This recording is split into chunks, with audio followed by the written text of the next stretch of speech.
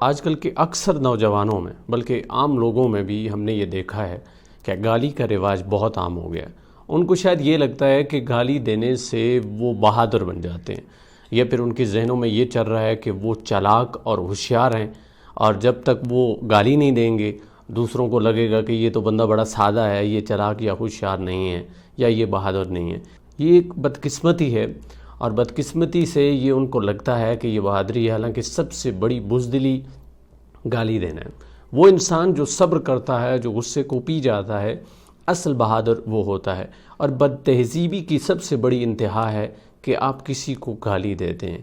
ہمارے لیے سب سے بہترین نمونہ حضرت محمد رسول اللہ صلی اللہ علیہ وآلہ وسلم کی ذات ہے، اور آپ صلی اللہ علیہ وسلم کی زبان نے کبھی آج تک کسی کو برا بھلا نہیں کہا۔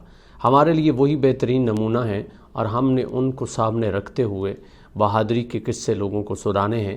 ہم نے حضرت علی کی بہادری کو سامنے رکھنا ہے، اور پھر ان کی سیرت کو اپناتے ہوئے یہ لوگوں کو بتانا ہے کہ ہم بد تہذیب نہیں ہیں، اور خدا را یہ گالی سے بچیں۔ خاص طور پہ میں نے دیکھا ہے کہ یونیورسٹیز کے جو اسٹوڈنٹس ہوتے ہیں وہ کسی ہوٹل پر بیٹھے ہیں، ڈھابے پر بیٹھے ہیں، تو ان میں جو آپس کی گفتگو ہو رہی ہوتی ہے وہ بڑی واہیات قسم کی ہوتی ہے، اور ایک دوسرے کو گالی دیتے ہوئے وہ ہنس رہے ہوتے ہیں۔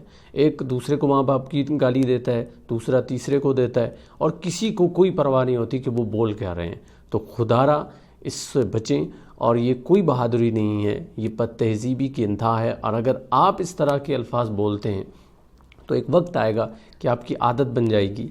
یہی الفاظ آپ ماں باپ کے سامنے بھی بولیں گے، اپنے بہن بھائیوں کے سامنے بھی بولیں گے، جب شادی ہوگی تو بچوں کے سامنے بولیں گے، اور بچے بھی یہ عادت اپنائیں گے، اور یوں معاشرہ خراب ہوگا۔ تو خدا را اس سے بچیں، بد تہذیب مت ہوں، عاجزی اختیار کریں، اپنی زبان کے اندر مٹھاس اور شائستگی لائیں۔